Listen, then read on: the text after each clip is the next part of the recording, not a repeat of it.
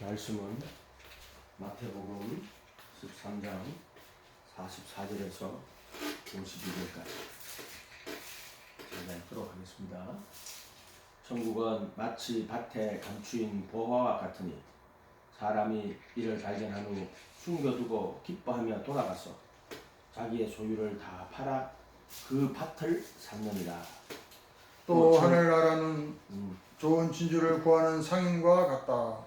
극히 값진 진주 하나를 발견하며 가서 자기의 소유를 다 팔아 그 진주를 샀느니라. 또 하늘나라는 바다에 그물을 던져서 온갖 고기를 잡아 올리는 것과 같다. 그물이 가득하며 물가로 끌어내어 앉아서 좋은 것은 그릇에 담고 못된 것은 내어 버리느니라. 세상 끝날에도 이렇게 할 것이다. 천사들이 와서 의인들 사이에서 악한 자들을 가려내서 불못불에 던져 넣으리니 거기서 울며 이를 가리라. 예수께서 제자들에게 너희가 이것들을 모두 깨달았느냐 하고 물으시니 그들이 예 하고 대답하였다. 그렇지. 예수께서 그들에게 말씀하셨다. 그러므로 하늘나라를 위하여 훈련을 받은 율법학자는 누구나 자기 곳간에서 새 것과 낡은 것을 꺼내는 집주인과 같다. 아멘. 천국의 제자된 서기관마다 우리가 제자인데 왜 제자냐면 천국의 제자예요. 천국의 제자. 이 말들은 그 나라와 그의 의를 구하는 제자는 뭐 예수님 말씀에 거하는 것을 제자라고 그러잖아요. 근데 그 예수님 말씀을 천국 복음이라고 하는 거예요. 그래서 하나님의 나라와 의를 구해라 할 때 그 예수님의 가르침을 천국 복음이라고 하는데 그것을 하나님의 나라와 그의 의다. 예수님의 의죠. 하나님의 나라와 하나님의 의인데, 자, 이게 바로 예수님을 통하여서 그 하나님의 나라와 그 하나님의 의가 우리에게 이루어지는 거죠. 44절에 천국은 마치 밭에 감추인 보화와 같으니 사람이 이를 발견한 후 숨겨두고 기뻐하며 돌아가서 자기 소유를 다 팔아 그 밭을 샀느니라. 소유를 팔았다는 것은 너희 자기 소유를 버리지 않으면 내 제자가 되지 못하리라. 이렇게 말씀하시잖아요. 바로 예수님은 천국에 감추인 보화가 누구냐면 예수님 말하는 거예요. 그 안에는 모든 지혜와 지식의 비밀이 감추인 분이거든요. 그래서 이런 기호들을요, 이 기호가 뭘 상징할까 하면 그 예수님을 상징한다. 이렇게 보면 돼. 뭐 달란트 비유에도 뭐 달란트를 남겼다 하는데 어떤 노래 잘하는 사람이 자기는 달란트가 노래를 잘하니까 노래로, 그런 말이 아니고요. 예수님을 달란트를 장사하는 것이 예수님을 남기는 거예요. 자기가 깨닫는 자기, 뭐를 예수님을 깨닫는 거예요. 그걸 말하는 거예요. 그 예수님 깨달아서 그 예수님 가지고 장사를 해야 되는 거예요. 장사한다 그래가지고 뭐 돈 먹고 돈 먹고 그런 장사가 아니고요. 끊임없이 자기가 그 예수님을 알고 또 그 예수님을 발견하고 그 예수님을 소유하고, 뭐 바울 같으면 내가 예수 아는 지식이 가장 고상한 것이다. 내가 모든 것을 로스, 손실로 여긴다 그랬거든. 내가 그리스도 안에서 발견되려고 또 그리스도를 소유하려고 한다. 이렇게 말씀하시거든요. 그 소유가 결국에는 밭에 감추인 보화와 같으니, 천국은 누구냐면은 예수님을 말하는 거예요. 천국은 결국에 사람이 이를 발견하고 숨겨두고 기뻐하여 돌아가서 자기 소유를 다 팔아 그 밭을 사. 이거 왜 밭을 사야 되냐면요, 옛날에 비유잖아요. 이게 다 알잖아요. 이 사람이 전쟁 나가 가면 밭에다가 보화를 숨겨두고 갔다고. 그런데 밭에 일하러 왔는데 거기 밭에 일하다 보니까 보화가 있는 거예요. 그러면 그 보화는 누구의 것이냐? 그 누구의 것이에요? 밭 주인 거예요? 아니에요. 원래 거기다 숨겨놓고 간 사람 거예요. 만약 그 밭 주인이 거기다 숨겨놨으면 그 당연히 그 밭 주인의 것이게 되겠죠. 그 주인, 그 사람이 거기다가 숨겨놨을 리가 없지. 그런데 전쟁이나 이런 걸 때 숨겨놓고 갔단 말이에요.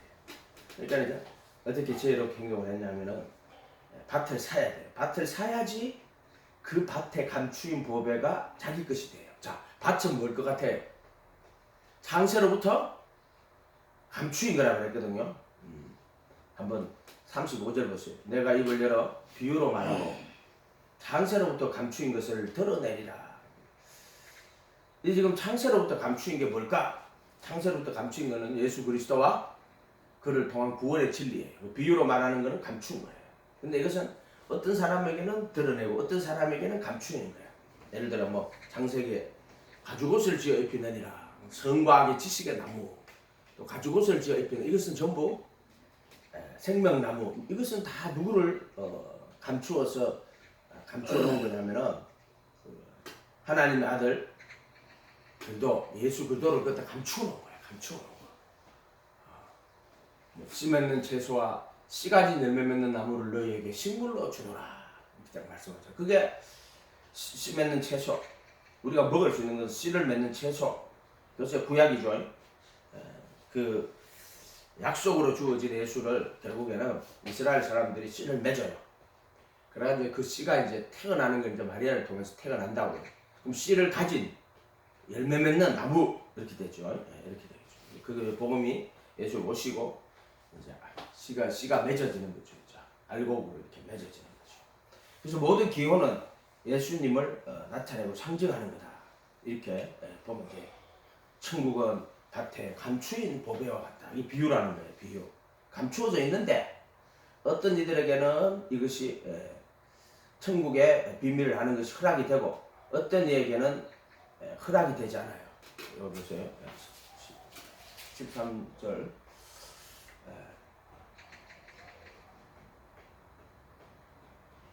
13절 10절 보세요. 제자들이 예수께 나와 이르시되 어찌하여 그들에게 비유로 말씀하십니까? 대답하여 가라되 천국의 비밀을 아는 것이 너희에게는 허락되었으나 그들에게는 아니 되었다. 비유로 하는 것은 너희들한테는 허락하고 쟤들한테는 허락을 안 해. 그래서 비유야. 그래서 비유는 두 가지 뜻이 있죠. 너희들에게는 허락되고 저희들에게는 아니 되는 거다. 이렇게 말씀하시는 거죠. 그래서 그것도 이사야 14절 이사야의 예언에 그들에게 이루어졌도다. 너희가 듣기는 들어도 깨닫지 못하고, 이 비유라는 거예요. 보기는 보아도 알지 못하리라. 이 백성의 마음이 완악하여져서 그 귀는 듣기에 둔하고 눈은 감았으나 이는 눈으로 보고 귀로 듣고 마음으로 깨달아 내게 고침을 받을까 두려워함이라. 그래서 사도 요한이 일시에 뭐라고 했어요? 태초부터 있는 생명의 말씀을 가나요? 내가 눈으로 보고 귀로 듣고 주목하여 손으로 만진 바 된지라. 이렇게 말씀하시잖아요. 이렇게. 또 욥이 내가 귀로만 들었사오는데 이제 눈으로 보옵니다. 무지한 말로 이치를 흐리는 자가 누굽니까? 내가 스스로 하나며 티끌과 제 가운데 앉아 회개하나이다. 이렇게 되죠. 그러니까 이것은 감추어진 거다. 그래서 34절에 가서 예수께서 이 모든 것을 우리에게 비유로 말씀하시고 비유가 아니면 아무것도 말씀하지 않으셨으며 이는 선지자를 통하여 말씀하신 바 내가 입을 열어 비유로 말하고 창세로부터 감추인 것을 드러내리라. 그게 비유로 말하는데 그 비유의 목적은 창세로부터 감추인 것을 드러내는데 그것이 뭐다?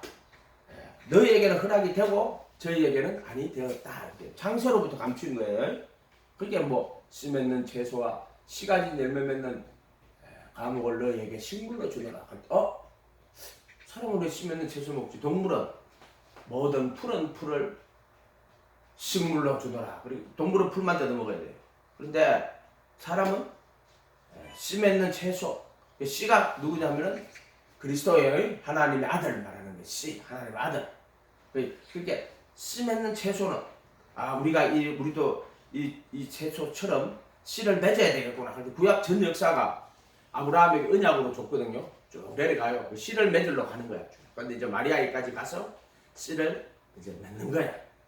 그 씨를 맺어가지고 이제 씨가 출생을 하면 이제 그 다음부터는 이제 씨가진 열매 맺는 씨를 맺었어요. 채소가 씨를 맺었으니까 그 씨를 가지고 열매를 맺어야 되는 거죠. 순서는 간단하죠, 그죠? 먼저 씨를 맺고 그 다음에 씨를 가진 열매 맺는 나무라 이렇게 되죠. 그거 다 그 예수님 이야기하는 거예요. 하나님의 아들, 하나님의 아들 그리스도인데 누구냐? 나사렛 예수님 이렇게 말해야죠. 하나님의 아들이 이렇게 이 땅에서 그래서 유대인들은 씨를 맺는 채소예요. 근데 그들이 이제 열매를 맺으려고 했는데 그거는 무화과로 표현되잖아요. 무화과는 사실 꽃이 안 피는 거야. 무화, 꽃이 없다. 그러니까 그게 그 열매인 것처럼 보이는데 사실 열매가 아니에요. 수술이야. 그 열매가 없는 거야. 왜? 열매를 맺으려면 씨를 받아야지만 열매를 맺는 거야. 그 씨가 누구냐? 하나님 아들 그도를 이야기하는 거예요. 아멘? 씨를 받아야죠. 그래서 무화과가 된 거예요. 무화과. 그래서 창세기에 무화과 잎으로 치마를 삼았더라. 자기 벌거벗은 걸 알고 벌거벗었다 하는 거는 이제 원래도 벌거벗었어요. 둘이 벌거벗었으나 부끄러워 아니하더라. 원래 아담과 하와가 벌거벗은 존재예요. 근데 선과학의 지식의 나무를 먹고 눈이 밝아져 자기가 벌거벗은 줄을 아느니라. 그래서 벌거벗었기 때문에 무화과로 치마를 해가지고 또 벌거벗었기 때문에 하나님을 두려워하여 숨는 거예요. 이게 벌거벗었다 하는 말이 의의가 없다. 의의가 없다. 그래서 사람들은요 이 벌거벗은 몸을 가리기 시작한다고 자기들이. 짐승은 안 가려요. 짐승은 그냥 벌거벗고 돌아다니잖아요. 개들도 뭐 돌아다니고 요즘은 공원에 가면은 또 사람들이 개도 옷 입힌다고 생각 난리 치는데 짐승은 벌거벗고 돌아다니는 거예요. 돌아다니는데 사람은 그래서 아담이 원래 벌거벗었으나 부끄러워 아니하더라 하는 말은 어린아이 같은 존재예요. 하나님 형상을 따라 모양으로 있는데 이제 선악과를 먹게 되고 선과 악의 지식을 알게 되는 그러니까 눈이 밝아졌어. 자기가 벌거벗은 줄을 깨닫는 그럼 반드시 선과 선악과의 심판받아 죽을 수밖에 없어요. 그래서 죄의 근원은 율법이라고 말하는데 이 모든 일을 다 들었으니 여호와를 경외하며 그의 명령을 지키라. 이것이 사람의 본분이다. 그 다음에 모든 행한 일과 엄밀한 일을 선악간에 심판하시리라. 이렇게 되는 거예요. 선과학의 지식의 나무를 먹으면요 선악간의 심판을 받는 존재가 되는 거예요. 동물은 선악간의 심판 안 받아요. 왜냐하면은 동물이 재판 받는 거 봤어요? 안 받잖아요. 그래서 인간은 선과학의 지식의 나무를 버려두면 선악간의 심판을 받게 돼요. 근데 선을 행하고 절대로 악을 행치 말아야 되거든. 인간은 그런 거예요. 근데 이 선을 행하고 악을 행치 않는 의인은 전혀 없다 이 세상에. 그래서 모든 사람이 죄를 범하였습니다. 근데 죄를 범한다는 말은요, 선을 행치 아니하면 죄가 문에 없더래요. 죄가 어떻게 찾아오냐면 선을 행치 않으면은 죄가 문에 없더라는 거예요. 그게 뭐냐면 율법의 정죄를 받는 거예요. 선을 행치 아니하면은 율법은 모든 선을 항상 하나도 빠짐없이 해야 되는 게 그게 율법이란 말이에요. 그게 원형이 선과 악의 지식의 나무란 말이에요. 그 선과 악을 지식으로 가진지 지식으로 가졌지 생명으로 못 가졌단 말이에요. 지식나무와 생명나무 차이가 그거예요. 생명나무와 선과 악의 지식의 나무하고 생명나무 차이는 생명나무는 선과 악을 생명으로 가진 거예요. 생명으로. 선과 악을 지식으로 가진 거예요. 아담은 선과 악의 지식의 나무를 먹고 실패했잖아요. 선을 행하고 악을 행치 않는 의인은 전혀 없다. 그래서 선을 행치 않으면 죄가 문에 엎드리고 그럼 죄가 문에 엎드리면 너는 선을 행치 않으면 어떻게 얼굴을 들지 못하겠느냐. 죄의 갈망은 내게 있으나 너는 죄를 다스리라. 근데 죄의 갈망이 뭐예요? 그게 아담과 하와 이야기할 때 아내는 너를 갈망하고 너는 아내를 다스릴지니라 이렇게 나와요. 그거는 뭘 이야기하느냐면은 몸을 이야기하는 거예요. 나는 율법은 신령하지만 선과학의 지식의 나무는 아주 신령한 나무예요. 그런데 나는 육신에 속하여 할 때 이제 아담이 하와에게 속하여 이 선과학의 지식의 나무를 주잖아요. 그걸 받아서 먹는다고. 왜 하나님이 그냥 아담이 따먹으면 되지. 먼저 하와가 먹고 또 하와가 주니까 먹고 처음에 그것도 또 아담을 깊이 잠들고 거기서 또 갈빗대를 뽑아가 하와를 만들고 이런 과정들이 아담의 범죄와 같은 죄를 짓지 않은 우리들에도 죄가 막 노릇했다고. 자, 하와는 육신을 상징하는 거예요. 그래서 나는 육신에 속하여 여자에게 속하여 그런 뜻이에요. 그래서 예수님이 여자에게 속하여 율법 아래 태어나셨다. 그런 것들이 전 성경이 하나로 딱 맞아야 돼요. 그냥 창세기를 뭐 신령하게 해석을 한다고 하는데 그렇게 할 필요가 전혀 없어요. 그 성경을 복음을 이해를 하면은 나머지는 다 이해가 돼요. 그게 그 비유로 말해놓은 건데 이거를 내가 복음을 정확하게 깨달으면은 그 비유들이 다 보이는 거예요. 이렇게 된다. 그래서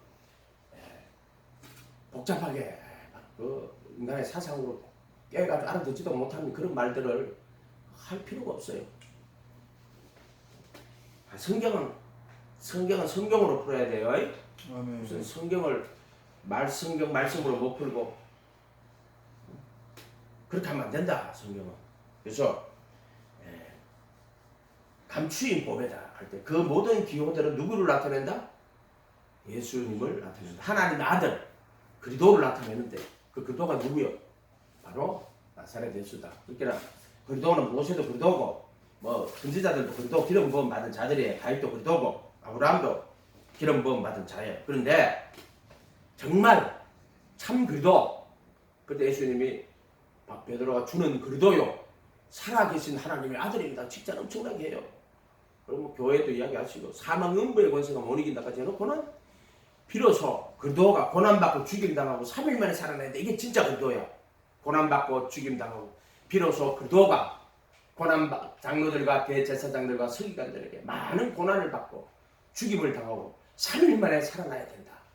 그 모든 그리스도의 원형 나머지는 다 모형. 그 원형이 누구다? 하나님의 아들 예수 그리스도. 그리스도는 고난받고 죽임당하고 3일 만에 살아나는 십자가에 못 박힌 그리스도. 나사렛 예수를 이야기하는 거예요. 그래서 이거를 성경을 공부하고 누구를 발견하냐면 예수 그리스도를 발견하는 거예요. 예수님 발견하는 거야. 이 66권은 누트가 말해서 이거는 성경은 예수님이 누워있는 구유와 같다.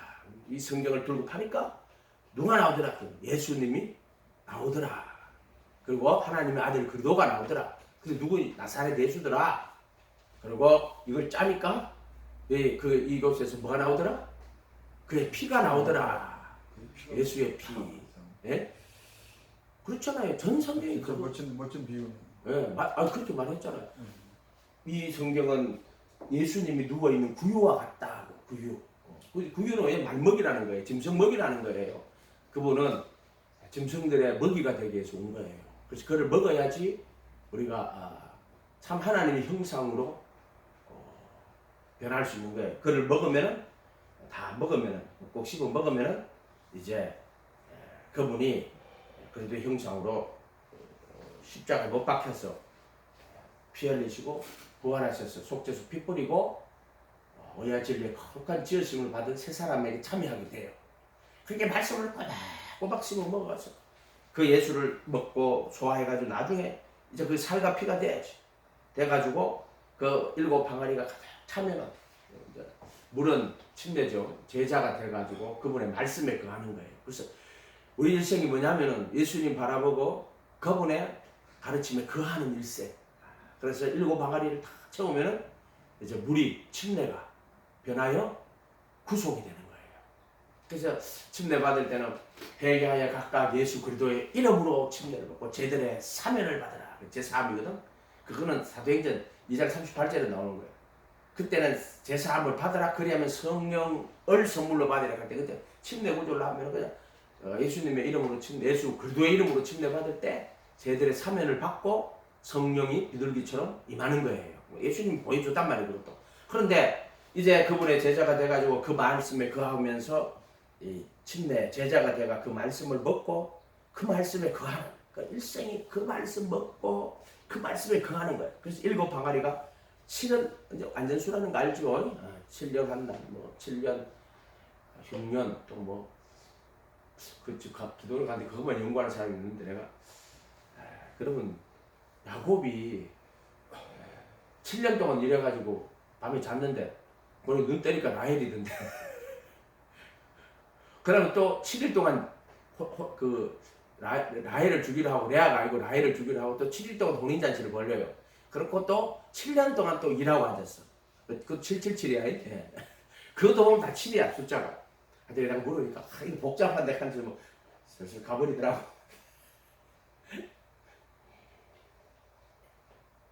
왜냐면 궁금한 게 있었거든. 그 야곱의 그 이야기 왜 하나님 이 이야기를 야곱이 이런 이야기를 야곱이 적어놨을까요? 난 도저히 이해가 안 돼요. 아브라함이나 이삭은 사실 이야기 쉬워요. 요셉도 이야기 쉬워요. 그런 이야기는 다 누구를 나타내냐면은 예수 그리스도를 나타내거든요. 그렇게 그 눈으로 보면 돼요. 요셉은 그 총리가 돼가지고요. 국면이 들었는데 양식을 다 모았다가 사람들한테 주면서 그 애굽 사람들의 모든 소유를 가지고 옵니다. 결국에는 처음에 양식 빌려주고 그 다음에 뭐 받고 또 나중에 또 형님 또 받고 나중에 토지와 자기들을 그 토지도 받아오고 그들이 그 토지의 종 농노라 그러죠. 농노라 그러는 거예요. 농노 개념이죠. 그러면 이렇게 돼가지고 근데 이상하다. 그러면 이제 사회학자들은 야, 이 요셉 나쁜 사람이다. 왜? 흉년이 들어가 죽게 됐는데 백성들은 결국에 모든 그걸 바로의 소유가 되게 해버렸다. 너는 왕 같은 제사장이요 거룩한 나라요 그의 소유된 백성이라고 했죠. 자, 만약에 우리가 이런 것들을 복음의 눈으로 보지 않으면요 그런 것들을 전부 인간의 눈으로 보게 되는 거예요. 보게 되는 인간의 눈으로. 그래서 우리가 이 복음을 잘 알고 그걸 보면은 그게 복음의 눈으로 볼 수 있어야 된다. 이게 장세로부터 감추인 것을 35절에 내가 입을 열어 비유로 말하고 장세로부터 감추인 것을 드러내리라. 그러니까 그 옛날에 하나님은 딱 그 요셉이라든지 이런 것들 이런 사람들을 통해 가지고 복음을 감추어 놓은 거예요. 거기다가 구약 성경은 그런 것이다. 그래서 모세의 율법과 선지자의 글과 시편에 나를 가리켜 기록한 것이 이것이라 하시고 예, 저희 뉴스를 지각을 열어 성경을 깨닫게 하시고 자, 요건 부활하신 예수님이에요. 부활하신 예수님이 나타나가지고 정확하게 땅에 계실 때에는 제자들에게 천국복음 전해줘요. 천국복음 전해. 그런데 부활하신 예수님은 비유로부터 감추인 것을 다 드러내요. 이해가 됐어요? 이런 말들이 장세로부터 감추인 것들을 드러내리라 함을 이루려 하십니다. 이제 부활하신 예수님이 이제 누가복음 44절에 가면 모세의 율법과 선지자의 글과 시편에 나를 가리켜 기록한 것이 이것이라 하시고 저희 기록 저희 마음을 열어 성경을 깨닫게 하시고 그 비유로 된 것들을 다 드러내시는 거예요.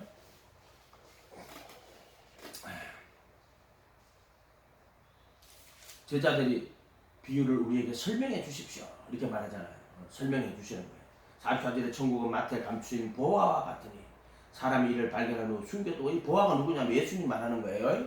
예수님이 보화, 어떻게 예수님 보화가 예수 인격인데 그분 안에는 모든 지혜와 지식의 보화가 감추인 분이다. 감추인 보화. 예수님 안에는 모든 지혜와 지식의 보화가 감추어 있구나. 이를 발견한 후 숨겨두고 기뻐하여 돌아가서 자기 소유를 다 팔아 그 밭을 샀느니라.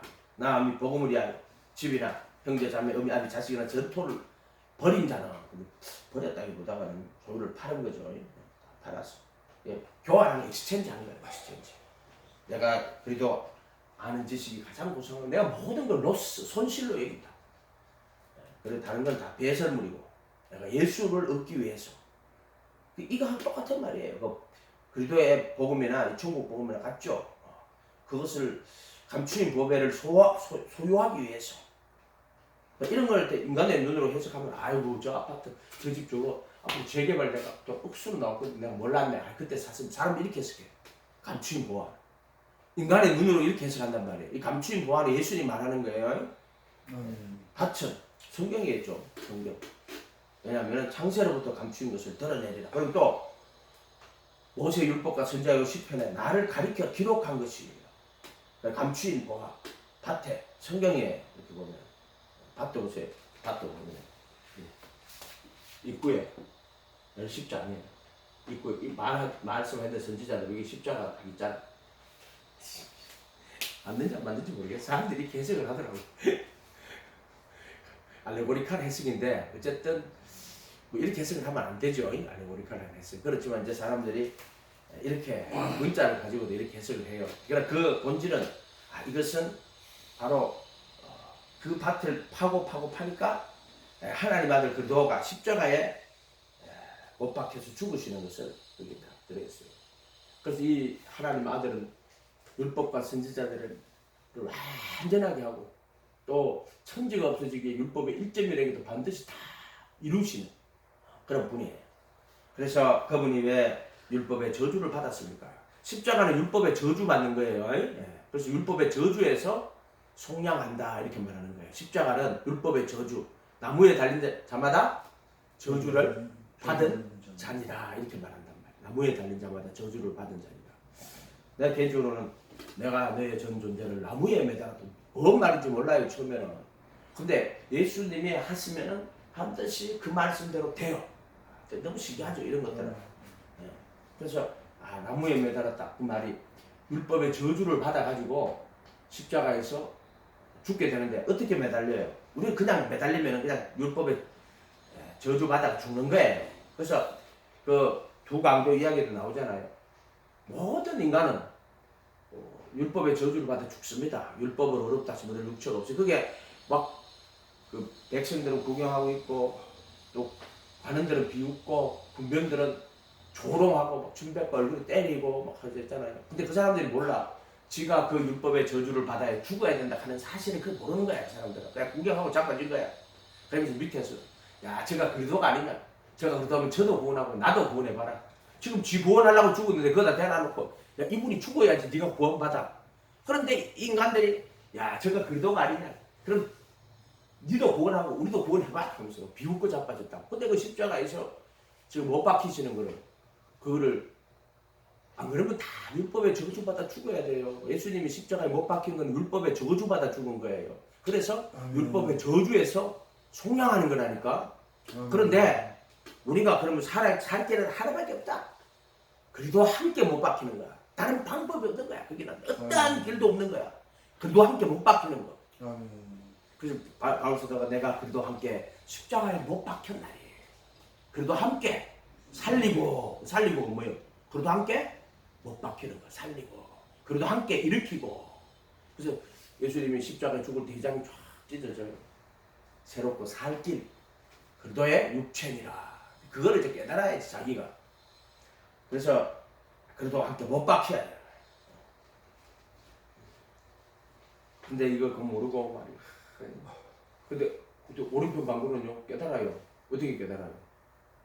예수 그 둘 다 욕했어요. 저도 욕해서 지도 죽으면서 욕한다고. 근데 그 예수님이 저들을 용서해 주십시오. 저들이 하는 것을 알지 못합니다. 기도하고 나니까 이제 MC는 오른편 감독을 옆에 보고 왼편 감독 보고 중간에 있고 예수님 여기 있잖아요. 예수님 중간에 있고 여기 있고 저기 있잖아요. 예수님 있는데 이 돌아왔어요. 아이씨 너와 나는 우리 죄로 죽잖아. 이분은 죄가 없어. 참, 이거 멋있는 말이에요. 그 백성들이 그거 몰라요. 자기들이 율법의 저주를 받아가지고 영원한 심판에 간다는 걸 모르고 자빠지. 그렇게 비웃고 자빠졌지 거기서. 그렇게 베드로도 주는 그리도요 살아계신 하나님의 아들입니다. 그까지는 좋았지. 근데 예수님이 이제 그리도가 고난받고 죽임당하고 3일 만에 안 됩니다. 사탄아 물러가라. 너는 나를 넘어지게 하는 자로다. 네가 하나님의 일을 생각 안 하고 하나님의 일을 뭐예요? 그리도가 고난받고 죽임당하고 3일 만에 살아나는 게 죽음과 부활이 그게 그리도의 복음이라고. 그의 죽음과 부활에 참여해야 돼요. 그 믿기만 하고 앉았어. 음식도 갖다 줬는데 이거 먹어. 아유 맛있겠다 음식 먹어야지. 근데 보기만 보고 앉았어. 자 이런 식의 믿음을 지식적 동의로 만들어버린 자들이 있단 말이야. 그거를 특히 그 네덜란드 개혁교회 전통에서는 대륙의 철학적 전통에서는 믿음을 지적 동의라고 만들어버린 자들이란 말이야. 그게 절적이 싼데만주의야. 그 복음의 죽음과 부활에 참여하는 게 아니고 그냥 지적으로 예수님의 죽음과 부활을 인정하면 내가 그 죽음과 부활에 참여한다. 이런 식으로 복음을 믿음을 지적 동의로 만들어버리는 거예요. 그 전통은 진짜 버려야 됩니다. 개신교가 망하는 이유가 그거예요. 예수님 모시고 제자가 돼가 그분과 함께 걸어가다가 그 말씀에 걸어가다가 그와 함께 십자가에 못 박히고 내 안에 그리도가 사는 게 이게 복음이에요. 천국 복음, 그리도의 복음. 복음이 뭔지를 몰라. 복음이 처음에 예수님 모시고 영접하니까 구원받았다고. 쟤들이 사면 받은 거야. 애굽에서 나와가지고 광야로 이제 온 거야. 그래서 광야에서 40리 길을 걸어가는 거야. 그래서 그 길을 걸어가다가 보면은 여러 가지 이제 유혹과 시험 받게 돼요. 그래서 광야에서 다수가요 멸망하고 죽었어요. 다수가. 그 다른 사람이 그날 내가 설교를 아주 재밌게 내가지고 이름도 다 적어왔는데 그런 사람도 있더라고. 궁금해가지고 60만 3,550명이 나왔어. 그래서 애굽에서 60만 3,500명이 나왔어. 나는 이렇게 봤죠. 그러면 다 들어갔다 그랬잖아요. 애굽에서 나온 사람 다 죽었어요. 전부 다 죽었고 이제 광야에서 다시 태어나서 광야의 연단을 겪고 새로 태어난 사람은 다 들어갔어. 근데 그 사람 많은데 60만 1,730명이래. 계산했을 거야 아마. 60만 1,730명. 1,820명 없네? 이거 뭐지요? 내가 이제 순간 딱 떠오르는 게 같더라고. 세 사람 돼가지고 광야에서 다시 태어난 새 생명인데 이제 고의로 죄를 지은 자가 1,820명이에요. 그러니까 이게 성경 진짜 진리의 지식을 받은 고의로 죄를 짓는 자들, 성령에 참여한 바 되고 그 다음에 하늘의 은사를 맛보고 하늘의 은사는 뭐냐면은 그리스도의 할례, 성령의 선물인데 은사는 선물인데 그게 그리스도의 할례, 성령의 선물에 하늘의 은사에 참여한 바 되고 그리스도의 할례 참여한 바 되고 또 선한 말씀과 하나님의 선한 말 내세의 능력을 맛보고도 타락한 자들은 다시 회개하게 할 수가 없다 이렇게 나오거든요. 그것은 속지 않은 부분이 남아있지 않거든요. 근데 그게 1,820명이에요. 원래 있잖아요. 애굽에서 광야로 나와가지고 가나안 땅에 들어간 사람은 원래 싹 다 죽었어요. 한 명도 못 들어가요. 진짜. 그런데 다시 태어난 사람은 다 들어가요. 다 들어가지 않고 1,820명이 빈 거야.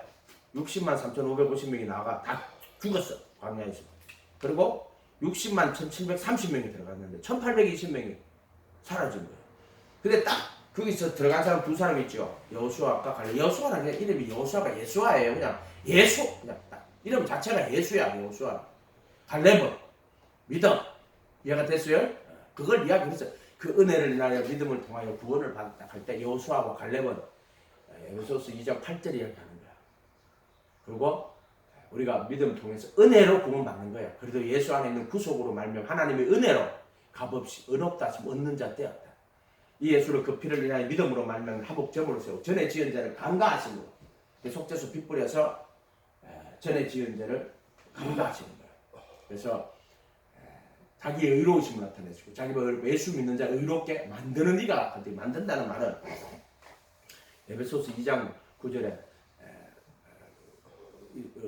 너희가 그 은혜를 믿음으로 말하면 구원을 얻어 이것은 너희에게 하나님의 선물이다.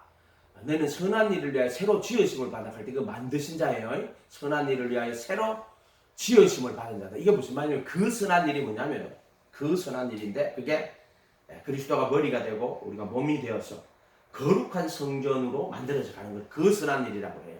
실제 말하면 교회죠. 교회인데 육신으로 나타나는 건 교회고 이제 더 크게 보면은 택하신 입은 자들 영원하신 하나님 나라에 들어갈 자들 그래서 거기서 그리스도를 머리로 연합해가지고 거룩한 성전으로 이루어져 가느니라. 그 선한 일을 위하여 새로 지으심을 받은 자니라 이렇게 해석을 해야죠.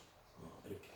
그 단어가 그 선한 일. 이런 걸 다 뺏어가 선한 일을 위하여 해가지고 그때 그 선한 일인데 그 선한 일이 뭐지? 그 뒤로 가보고 나와 있어요. 성경 안에는요 이런 게 다 들어가 있어. 전부 다. 인본주의가 되지 않도록 만들어 놓은 건데 이제 번역을 그렇게 한 거죠. 이를 발견한 후 기쁘고 돌아가서 자기 모든 소유를 다 팔아 밭을 사느니라. 그 성경에 있는 나와 및 복을 위하여 형제 자매 어미 아비 자식이나 전토를 벌인 자는 금세 백배를 받되 핍박을 겸하여 받고 내세 다가올 하나님 나라에 영생을 얻지 못할 자가 없느니라. 아멘. 이런 것도 다 복음이에요. 예수님의 천국 복음이란 말이에요. 또 천국은 마치 좋은 진주를 구하는 장사 같으니 극히 값진 진주. 진주가 뭐예요? 베들레 아니에요. 보석 중에 그 만나라는 거예요. 만나. 자 바로 예수님과 그분의 가르침이라고 하는 거죠. 진주 하나를 발견하면 예수님 말하는 거예요. 예수님과 그분의 가르침, 천국 복음, 진주 하나를 발견하면 너희 진주를 너희 보물을 개에게 너희 진주를 돼지에게 던지지 마라 이렇게 말씀하셨죠. 그 보물은 율법이에요. 옛 것과 새 것을 가지고 나오는 천국의 제자된 새 것과 옛 것을 그게 본문은 율법이에요. 그 산상수훈 같은 거를 다시 해석을 하셨죠. 그다음에 이제 새 것은 그리스도의 복음이에요. 이렇게 보면 돼요. 옛 것은 율법이고 옛 사람에게 말한 바 율법이죠. 새 것은 예수님의 가르침 52절에 가면 천국의 제자된 성경에 새 것과 옛 것을 옛 사람에게 말한 바 나는 너에게 이르노니 새 것으로 바꿔주시죠. 이렇게 바꾸는 거죠. 곳간에서 나오는 집주인과 같으니라. 천국의 제자된 서기관마다 밭을 샀어요. 그렇기 때문에 집주인이 되는 거예요. 그 밭을 사야 돼. 천국은 좋은 진주를 구하는 자, 극히 값진 진주. 예수님 말하는 거고 그분의 천국 복음 말하는 거예요. 소유를 다 팔아 그 진주를 샀느니라. 예수님도 능히 모든 소유를 버리지 않은 내 제자가 되지 못하느니라. 이렇게 하셨단 말이에요. 천국은 마치 바다에 치고 각종 물고기를 모으는 그물과 같으니 그물에 가득함에 물 가로 끌어내어 앉아서 좋은 것은 그릇에 담고 못된 것은 내어버리는 물고기 중에 못된 물고기도 있어요. 네? 아름다운 좋은 나무가 아름다운 열매를 맺고 못된 나무가 나쁜 열매를 맺는다. 못된 나무가 뭐예요? 그게 이제 거짓 선지자들을 못된 나무라고 하는 거예요. 잠자고 있을 때 가라지를 뿌리고 가면 가라지. 알곡도 알고 죽정이도 알고. 알곡에서 그 씨가 열매를 못 맺으면 죽정인데 가라지는 씨가 다르죠. 씨가 달라. 그래서 우리가 알곡과 죽정이 또 가라지 마귀야 그 사자를 보고 말하는 거예요. 가라지 마귀야 그 사자 거짓 선지자. 근데 이것들 때문에 죽정이가 되는 거예요. 그게 염소지. 이렇게 되죠. 알곡은 양이지 양. 이렇게 되죠. 이렇게 된대요. 그래서 내가 알곡 되는 길은요. 좋은 것은 그리고 뭐냐면 좋은 것은 내가 글도한테 못 박히고 내 안에 글도가 사는 게 좋은 거예요. 좋은 거. 아멘. 근데 이게 이제 말씀을 듣고 행하는 자는 반석에 집 짓는 자인데 자 이런 것들을 그러면 창세전에 택한 자가 뭐냐면 그게 반석에 집 짓는 자고 그게 계시록 하면 이기는 자고 그게 자기 부인하고 자기 십자가 지고 가는 자고 어린아이 같은 자고 하나님 어린아이가 그 다 똑같은 말이에요. 그러니까 야 나는 창세전에 택한 자라고 믿습니다. 근데 너 반석에 집 안 짓네. 너 택한 자 아니여. 하나님 나는 어린아이 같이 받들지 않는 그럼 택한 자 아니여. 이해가 됐어요? 그 계시록 이기는 자는 생명나무 과일을 주고 먹게 하면 이기는 자가 택한 자여. 언제? 미리 아신 자예요. 그게 다 그 미리 아신 자예요. 미리 아신 자하고 그다음 이기는 자하고 다른 철학적으로 보지 말고 그냥 미리 아신 자가 누굽니까? 창세전에 미리 아신 어떻게? 그 오직 예수 하는 자기 부인하고 자기 십자가 지고 가는 나중에 세마포 입는 전부 같은 말이에요. 성경에 두 가지가 아니에요. 근데 그 말은 다 누구를 이야기하냐면 예수님을 가리키는 말이다. 가리키기도 하는 거예요. 창세전에 감추인 거란 말이에요. 전부 다. 그래서 물가로 끌어내고 좋은 것은 그릇에 담고 못된 것은 내버려. 이게 요한복음을 하면은 15장 1절이죠. 아버지는 농부고 나는 아버지는 농부고 난 포도나무인데 내 안에 있어 열매를 맺지 않는 가지는 제거해 버리시고. 계속인데 이걸 하는 거예요. 글도 안에, 글도 예수 안에, 글도 밖에. 여기가 내 안에 있어. 요한복음 15장 1절이죠. 내 안에 있어 열매를 맺지 않은 이거를 제거를 해버리시고 열매를 맺는 가지는 더 가진 이를 깨끗하게 하시는데 요거란 말이에요. 요거. 그게 할례란 말이에요. 자 이런 말씀들을 다 무시를 한다고 자신들.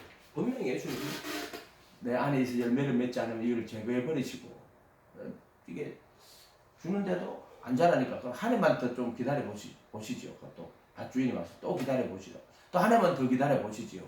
이런 이야기들이 우스운 이야기 아니에요. 여기서 사면바다가 나와가지고 성령을 선물로 이마에 있어요.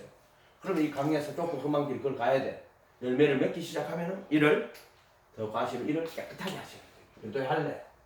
성령에 거룩하게 하시는. 열매를 맺으면 이를 제거해버리고. 결국에는요 여기는 중간지대다가 여기 있는 사 죽으면 없어요. 결국에는 여기 있을 때 일로 가든 일로 가든 둘 중에 하나로 가는 거예요. 알곡되든 쭉정이가 되든 가는 거예요. 가라지는 우리 여기 속한 자가 아니에요. 가라지 이거는 씨가 다른 거예요. 마귀가 뿌리고 가는 거예요. 마귀와 그 사자들이 가라지. 사람들 자고 있을 때 뿌리고 간 거예요. 가라지. 그래서 결국에는 이리 가든지 그렇게 이제 예수님 믿고 신앙생활을 오래 했어. 그런데 하나님 안 기뻐한다. 안 기뻐하면 이제 죄가 된 거야. 그래서 이어가면 완전 형식적인 사람들 때가 있어. 신앙생활. 그러나 일로 오면은 깨끗하게 하시는 그리스도의 할례, 성령의 거룩하게 미리 하신 자들은 성령의 거룩하게 하심을 통하여 예수 그리스도의 순종과 피 뿌림 합하여 택하심을 입은 자들에게 편지하노니. 그래서 1장 2절이죠. 이렇게 된다. 이거는 구원의 표 하나 받은 거라고요. 육체의 더러운 것을 저한 게 아니고 선한 양심이 하나님 찾아가는데 육체의 더러운 것을 저하고 성령의 그 선물. 이거 보면은요. 고린도전서 10장에 나오잖아요. 광야가 여기거든요. 이런 말세를 만난 우리를 위하여 기록한 거라고. 애굽에서 나와가지고 광야로 왔어. 광야가 뭐예요? 이더발 아니에요. 말씀이 있는 곳이잖아요. 만나만 먹었단 말이에요. 만나만 먹었잖아요. 그게 예수님의 살과 피인데 만나가 말씀이 육신이 되고 오신 분이에요. 그 입을 열어 가르쳐가라. 예수님 가르치더라. 그래서 네가 내 말에 거하면 참내 제자가 되고 진리를 알지. 그래도 예수를 아는 거예요. 이렇게 한다. 그 다른 모든 기호들도요. 뭐 달란트 장사를 한다 할 때 달란트도 예수님 말하는 거예요. 다른 걸 다 잃어버리고 예수님을 소유하게 되는 거예요. 그렇게 하면 될 것 같다 이런 생각을 합니다. 좀 더 이제 자세하게 연구해 보고 싶으면 이제 기본 이런 걸 가지고 이제 그걸 해야죠. 깨닫는 자리 뭘 깨닫는데요? 30배, 60배, 100배 이걸 깨닫는데 뭘 깨달아요? 예수 그리스도를 깨닫는 거야. 깨달으면은 30배, 60배, 100배. 그러니까 그게 성령의 열매인데 바로 예수로 열매를 맺는 거예요. 그 열매는 다 예수 이야기 하는 거예요. 열매는 예수로 열매를 맺는 거예요. 열매. 아멘. 그렇게 생각하시면 됩니다. 기도하겠습니다. 거룩하신 주님 감사합니다. 저희들 불쌍히 여겨 주시고 오직 예수에서 예수님 발견하고 모든 걸 손실로 여기나 예수 하는 지식이 가장 고상하다고 예수님 발견해서 그의 죽음과 부활에 참여해서 하나님 정말 그 나라에서 해같이 빛나도록 축복하여 주시옵소서. 감사드리고 예수님 이름으로 기도합니다. 아멘.